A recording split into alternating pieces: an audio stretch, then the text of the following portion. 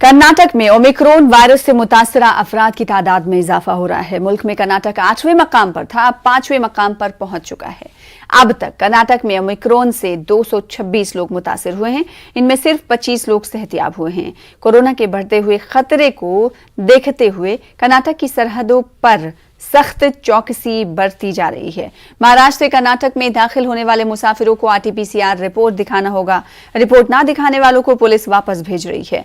बेलगाम जिले के निपानी सरहदों में कौमी शाहराह 4 पर आज पुलिस ने 60% गाड़ियों को वापस भेज दिया।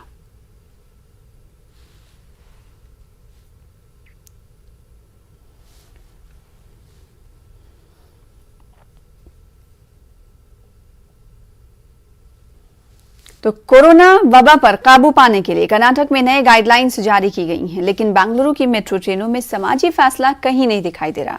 मुसाफिर मास्क जरूर पहने हुए हैं, लेकिन समाजी फासला गायब है। मेट्रो रेल में 50% मुसाफिरों को सफर करने की इजाजत जारी की गई है। इस हवाले से हिदायत जारी कर दी गई है, लेकिन मेट्रो ट्रेन की इंतजामिया शायद कोरोना के नए गाइडलाइंस के सिलसिले में संजीदा नहीं है।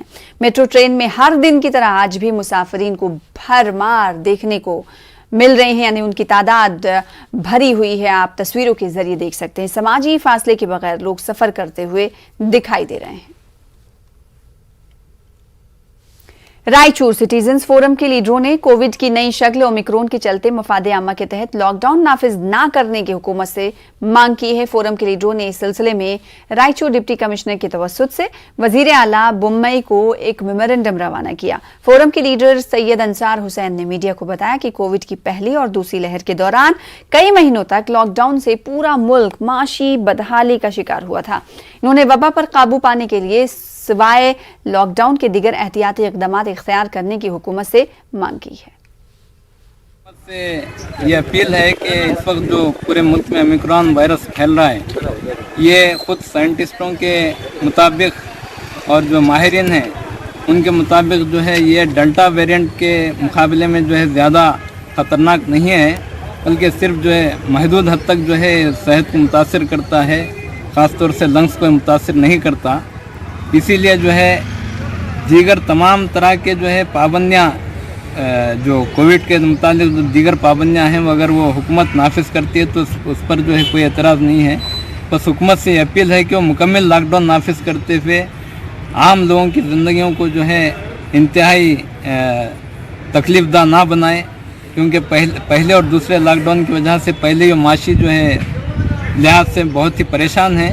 लिहाजा हम एक बार फिर अपील करते हैं कि हुकूमत से कि वो मुकम्मल लॉकडाउन नाफिज करते हुए लोगों को जो है खामखा के माशी दुश्वारियों से मज़ीद जो है माशी दुश्वारियों में मज़ीद मुब्तला ना करें। कर्नाटक में हाल ही में मुंतखब हुए 25 एमएलसी की हलफ बधाई तकरीब आज विधान सौधा में मुनक्किद हुई। इस तकरीब के बाद कांग्रेस के दफ्तर में नौमुंतखब एमएलसी सलीम अहमद को तहनीत पेश की गई। कर्नाटक प्रदेश कांग्रेस कमेटी के कारगुजार सदर सलीम अहमद ने कहा कि उन्हें 13 साल के वक्फे के बाद कानून साज कौंसिल में दाखिल होने का मौका मिला है। उन्होंने कहा कि अवाम के मसाइल को हल करना उनकी पहली तरजीहात में शामिल होगा। साथ ही समाज में फिरका परस्ती, नफरत फैलाने वालों के खिलाफ आवाज उठाना, रियासत में अमन और इत्तेहाद को मजबूत करना उनकी कोशिश रहेगी। करीबन 13 साल बाद मैं आज काउंसिल में उतरी। आज 2 बार एमएलसी रहा, गवर्नमेंट चीफ विप रहा और तीसरी बार काउंसिल में एंटर कर रहा हूँ। जिम्मेवारी है, एक तो पार्टी का वर्किंग प्रेसिडेंट होने के नाते और एमएलसी होने के नाते दोनों अलग रिस्पॉन्सिबिलिटीज है। आज एमएलसी होने के नाते काफ़ी कोई मसाइल जो है, एक तो मेरे कॉन्स्टिट्यूंसी है, दूसरा जो जनरल आज जो हुकूमत इस तरह काम कर रही है, आज फिरका प्रस्ताख्ते आगे बढ़ रही है, उसको ये सरकार बढ़ावा भी दे रही है और 3.5 साल में कोई डेवलपमेंट नहीं हुआ है स्टेट में। इनका मकसद सिर्फ बिलों को लेके आना और लोगों को भड़काना। तो मैंने लास्ट प्रेस कॉन्फ्रेंस में कहा था कि गवर्नमेंट को जो है अभी स्टेट को डेवलप करने के लिए और जो काम करना है, जो हुकूमत को जो काम करना है वो करना चाहिए और लोगों को जो अटेंशन डाइवर्ट करने का काम ये सरकार कर रही है।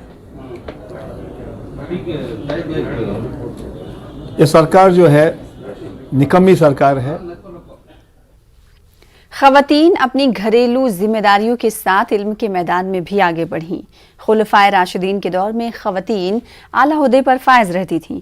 बेंगलुरु में मिनहाजुल कुरान तंजीम के शोबे ख़वातीन के इजलास में इन ख्यालात का इजहार किया गया। मिनहाज उलमा कौंसिल ने अपना यौम तासीस मनाया।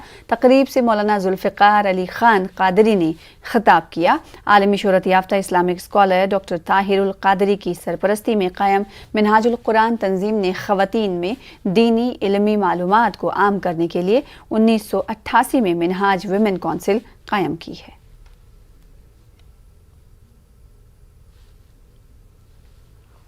ख़वातीन के लिए असल में सबसे बड़ी बात यह है कि ख़वातीन जो है वो दीनी एतबार से अपने हालात को अपनाते हुए दुनिया की तरक्की की तरफ भी नज़र डालें।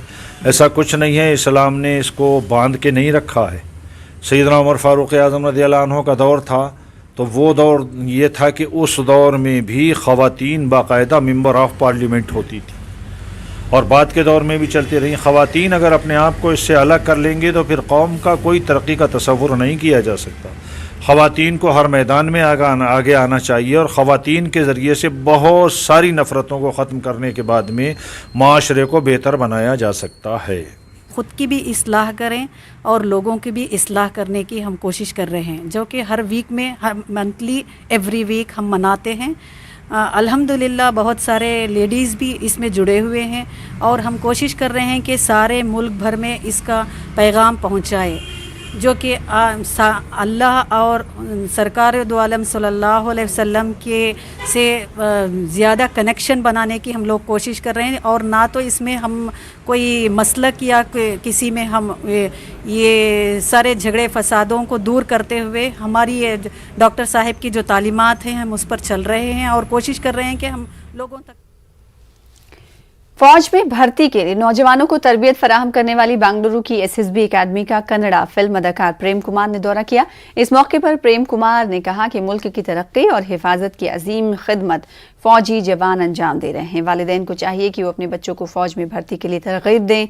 Major general VPS Bhakoni, intelligence agency रॉ के साबिक डायरेक्टर GS बोरा, एकेडमी के बानी KM श्रीनिवास मूर्ति ने तलबा से खिताब किया। Teachers, farmer and soldiers and police officers. That's the main thing what we need now, but they are not concentrating any parents, major of the parents, they are concentrating only on software industry, some guys engineering, only they are concentrating that. But what I am requesting to all parents, please prepare your children's mind about the protection of the nation and about the farmer and teacher. That's a request very kindly. This institution has enabled today nearly 450 officers have been selected in a very short while, which is a record, all times record in the country. It is not saying that we have achieved these laurels and the numbers are not important.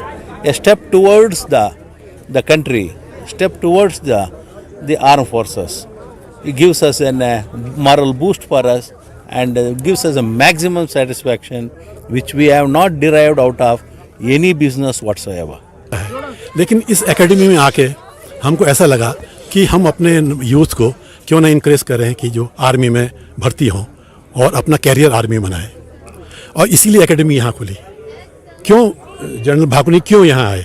हम लोग north के रहने वाले हैं, south में क्यों आए और हम यहाँ क्यों बेस अपना बनाया? इसीलिए बनाया कि साउथ के लोग बहुत कम यूथ मिलिट्री में आना चाह रहे थे।